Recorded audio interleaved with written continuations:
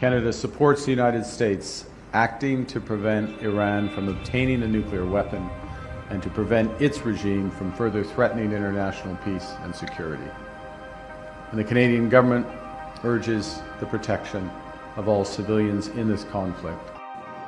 After saying his decision to support U.S. and Israeli military strikes came with regret, Mark Carney is now declaring that the expansion of the war in Iran was predictable. We always would have welcomed a change in regime in Iran. We've broken off diplomatic relations with Iran many years ago.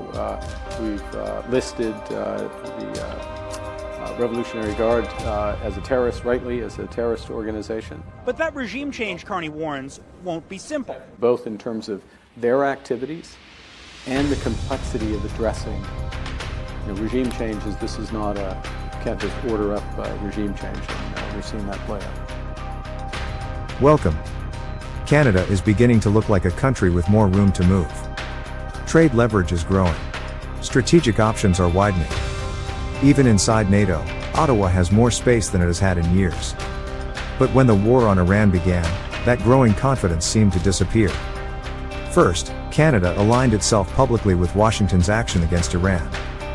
Then, days later, Mark Carney shifted tone, criticizing the lack of UN engagement, the absence of consultation with allies, and the possible breach of international norms.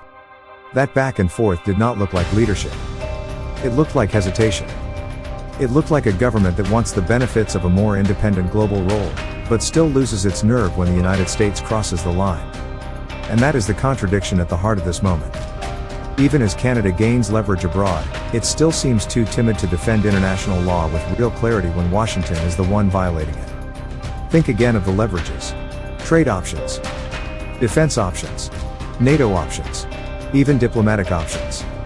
Donald Trump's tariff machine has been weakened by the U.S. Supreme Court, the refund chaos is still exploding in the courts, and Reuters noted that Washington's trading partners may have gained leverage as Trump's tariff threats lost some force.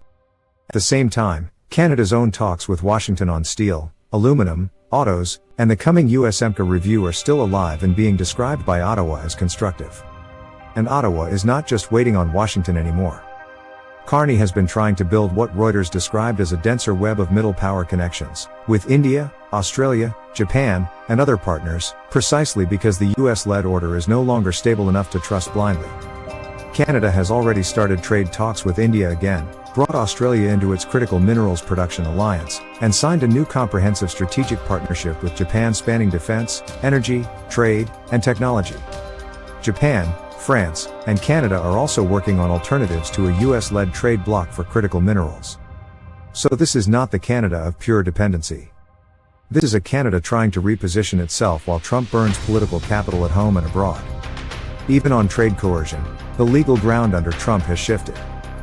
Reuters reported that the Supreme Court struck down his global tariffs under the emergency law he had used, and judges are now wrestling with how to process more than $130 billion in refunds while thousands of cases pile up. That matters because it weakens the mythology of invincible tariff power, the very mythology that used to keep allies like Canada politically cornered. On the defense side, the opening is just as significant. Reuters reported in February that Canada wants to cut reliance on U.S. arms, boost domestic defense output, and hit NATO's 2% spending target much sooner than previously promised. Around the same time, NATO Secretary General Mark Rutte said the alliance is becoming more European-led, even if the United States remains inside it. In plain language, the old dependency model is cracking, and countries like Canada suddenly have more room to diversify. That is where Saab enters the picture. Reuters reported that Saab has been in talks with Canada and Bombardier about building Gripen fighters under license in Canada, with the proposal expected to create around 10,000 jobs. Saab has also formally offered GlobalEye to Canada's Airborne Early Warning Program, emphasizing that it is built on a Canadian Bombardier platform and that it is willing to transfer knowledge and work into Canada. Then came two more signals of momentum.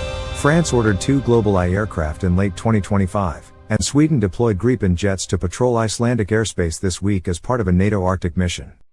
So even without a Canadian decision, the strategic message is obvious.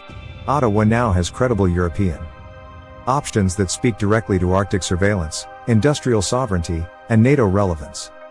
And that is exactly why Canada's political posture on Iran looks so disappointing. Because a country that is gaining leverage in trade, gaining room in defense procurement, building new middle power coalitions, and benefiting from Washington's legal and political troubles should, in theory, have more confidence to speak clearly when international law is being violated. But that is not what happened. When the US and Israel launched strikes on Iran on February 28, Canada's first instinct was alignment.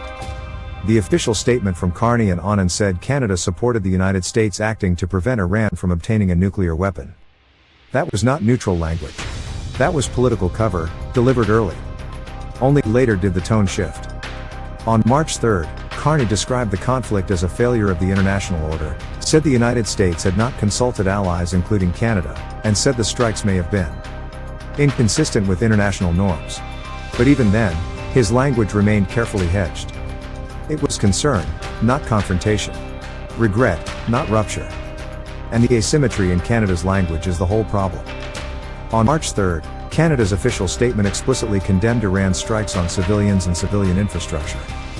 But when it came to the initial US-Israeli assault on Iran, and the mounting reports of civilian harm, Ottawa did not issue an equally direct condemnation of Washington or Tel Aviv. Instead, it retreated into generic language about restraint, de-escalation, and all parties respecting the rules. That is not what principled leadership looks like. That is what alliance-shaped morality looks like. And the contradiction became even sharper as the human cost became harder to ignore. Reuters reported that UN experts were deeply disturbed by the strike on a school in Minab that killed 160 children, and another Reuters report said US investigators believed it was likely American forces were responsible, though the finding was not yet final. At the same time, Switzerland's defense minister publicly said the US-Israeli attacks breached international law, and he pointed to similar legal criticism coming from Spain. In other words, some Western governments and officials were already moving further than Ottawa was willing to go. So the issue is not whether Canada had enough information to know this war was already crossing legal and moral lines. The issue is that Ottawa chose precision when condemning Iran, but vagueness when the likely violators were its allies. That is the double standard. That is the hypocrisy. And it matters because Canada is no longer in quite the same corner it used to be in. It has more room to maneuver now than it did before, more trade diversification, more defense optionality, more strategic relevance in a more European-led NATO, and more reason than ever to act like a sovereign political voice instead of a nervous branch office. This is the larger contradiction of the Carney moment. Economically and strategically, Canada is acting more ambitious. It is trying to turn Trump's disruptions into leverage. It is trying to reposition itself between Washington, Europe, and the Indo-Pacific. It is trying to build supply chains, defense partnerships, and trade routes that reduce dependence on one volatile neighbor. But morally and legally, it is still too timid when the United States crosses a line. And that timidity carries a cost. Because if Canada wants to present itself as a serious middle power, one capable of leading on trade, defense, Arctic security, critical minerals, and NATO adaptation, then it cannot keep behaving as though international law only matters when adversaries violate it. A country does not become a real strategic actor simply by signing new defense deals, or by gaining leverage in tariff talks, or by floating a Gripen GlobalEye future. It becomes a real strategic actor when it is willing to apply the same legal standard to Washington that it applies to Tehran. That is the test in front of Canada now. Not whether it can gain from Trump's chaos. It clearly can. Not whether it can diversify trade and hedge inside NATO. It already is. The real question is whether Ottawa has the political courage to match its growing leverage with actual leadership that defends due process, sovereignty, and international law even when the violator is the United States. Because if Canada cannot do that now, at a moment when its leverage is stronger than it has been in years, then when exactly will it ever do it? This is Liberation Lens, where we strip away the spectacle, confront the hypocrisy, and expose the power hiding behind official language. If this analysis helped you see what lies beneath the headlines, subscribe to the channel, turn on the notification bell, and share this video widely.